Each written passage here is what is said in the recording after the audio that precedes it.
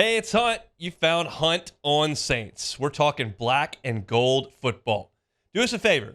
Hit the like button, share your comments below, and hit that subscription button so you can get all of our content.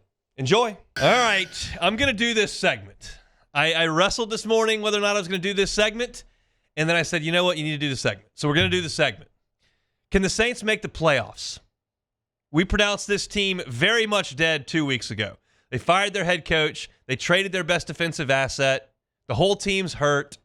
Olave may not play again. Shaheed's on the IL for the rest of the way. That's a baseball term. IR the rest of the way. It looked terrible. And then they won 2 games. And now they're in a bye week, and we don't have an opponent to preview. So the question is, can they do enough to get there? You know the situation that they're currently standing in, and it's a bad division. I will grant you that it is a bad division. Right now, the Saints sit at 4 wins and 7 losses. Just above them by half a game, Tampa Bay has 4 wins and 6 losses. Atlanta's atop the division at 6 wins and 5 losses. So the Saints out of first place, 2 games. Okay? Now, I want to talk about these 3 teams big picture, and then we'll get into what the actual numbers in the schedule say. But Atlanta looks pretty good. But the Saints did beat them once. They split that tiebreaker, the first one. Tampa is quote-unquote in free fall. Yes, they have lost 4 games in a row. Are you aware of who those games are against that Tampa has dropped? Because I will tell you, it's not exactly the easiest stretch of games that I've seen anybody play. They played Baltimore and lost by 10 points. Baltimore's one of the best teams in the league. They played Atlanta and lost by 5. Falcons, solid team. Then they went to Kansas City and lost by 6 in a game that they could have very much won. And then they played San Francisco and lost by 3.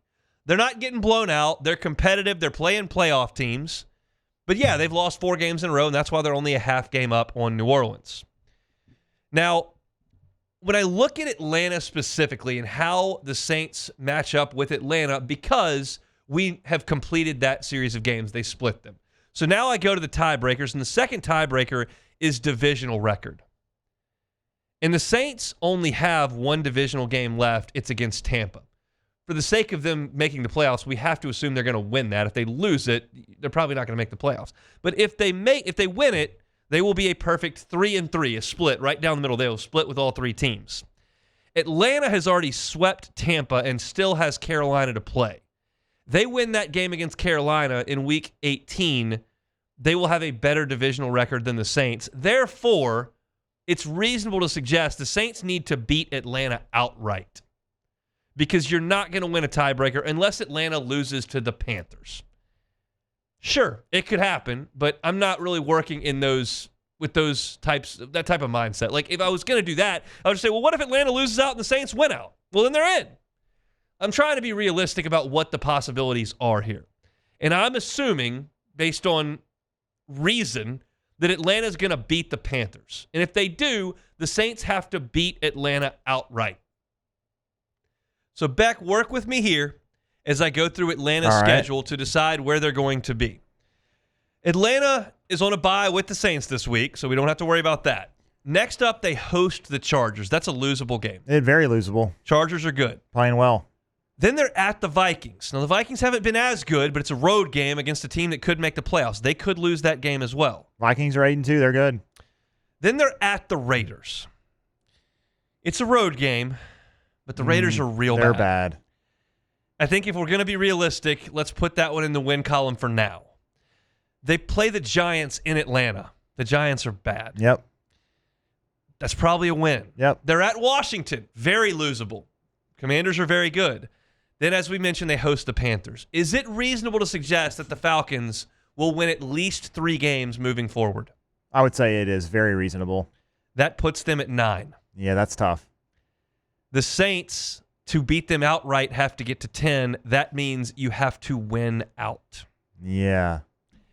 That's where it gets hairy. It doesn't get hairy with me suggesting that the Falcons could lose some of these games, or the Saints could win some of these games, or that the Saints could tie the Falcons because they're only 2 games back. It gets hairy when I've got to pass Atlanta, and I realize that the odds of them losing some of these games just isn't very good. I mean, the Giants have demoted their starting quarterback to the practice squad, basically. He's inactive. I mean, that's just a mess of a situation up there. And then you look at Carolina in Week 18. I mean, what kind of a motivation do you have with that team? I mean, you had last year the Saints needed the Panthers to win at the end of the season. That's not going to happen. And then, at the Raiders, they'll probably play hard. They're just not any good. So that's where you kind of lose steam with, can the Saints make the playoffs? No? Yeah. I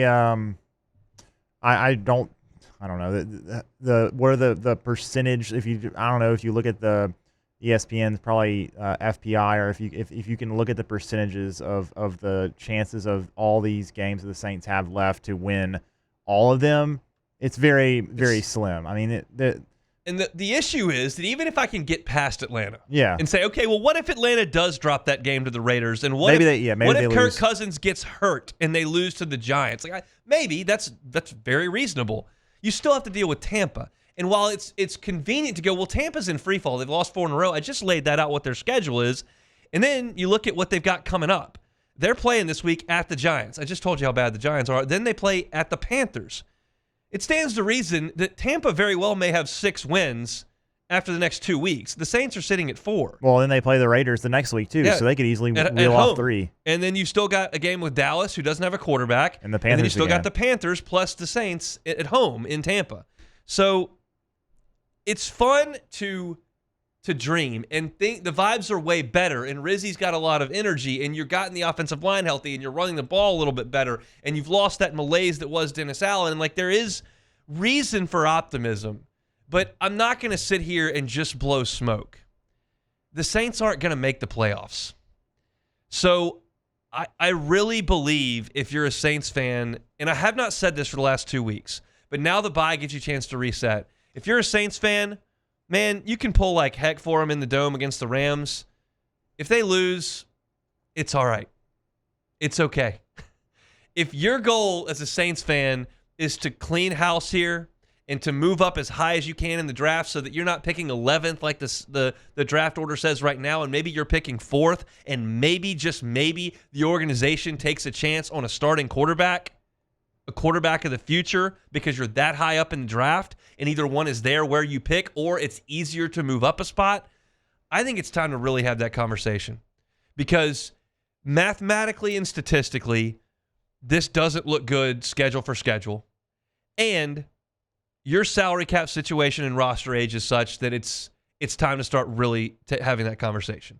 When Dennis Allen got fired, we sat here for 3 days and went, this is where the Saints are, time to move forward, and we applauded the Lattimore move. And then we said, you know what? It's fine if you just go beat the Falcons. Screw them. You've lost 7 in a row. It's nice to knock them down a pedestal. It's at home. Give them one shot with this interim coach who's got a lot of juice. Who cares if he stopped up the toilet? He's a cool guy. Let's go win the game. And you won the game. And then you played another bad team last week, and they came in, and you won the game. Good. Vibes are a lot better. Players are happier. Coffee tastes better at work. Water cooler's better. Maybe a po' boy tastes a little bit better. But the reality of the situation is the Saints aren't going anywhere in the next 6 weeks. The Saints need to make changes. And those changes are easily facilitated with a couple of losses down the stretch here and some wins by the teams that you hate the most. And that conversation sucks, but my job is to sit here, take information, and give my honest opinion about it. That's my honest opinion. It is possible that the Saints make the playoffs.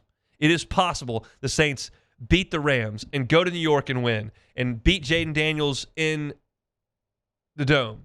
It's possible they can go to Green Bay and win a game. It's possible the Raiders coming in are bad that we've talked about and they can win that game, and maybe Tampa is in free fall and you can go to Tampa and win. The likelihood of them rattling off 6 in a row or 5 out of 6 is not good at all. And the likelihood that these two teams still have to play the Raiders and the Giants and the Panthers and the Cowboys, and it doesn't look good. So that's my honest opinion as we move forward. Next week, we'll sit down here and we will earnestly discuss the Saints game against the Rams and what that matchup looks like and what the Saints' advantages are and what the Saints' disadvantages are and what it may look like on Sunday. And then we'll come back on Monday and we'll analyze it. And hopefully Fuaga keeps playing great at left tackle and Penning keeps playing great at right tackle.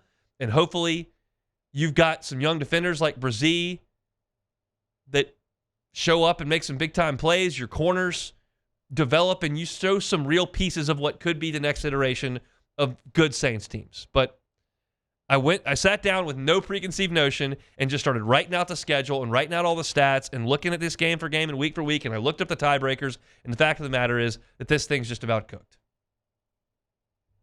That's a bucket of cold water. Apologies. It's a beautiful day outside in South Louisiana, so hopefully that helps. But that's just where I am with these New Orleans Saints right now. Hey, it's Hunt. Thanks for watching Hunt on Saints. Before you leave, help us out a little bit. Hit that like button, leave your comments in the section below, and hit that subscribe button so you get all our content right here from Hunt on Saints. We'll see you next time.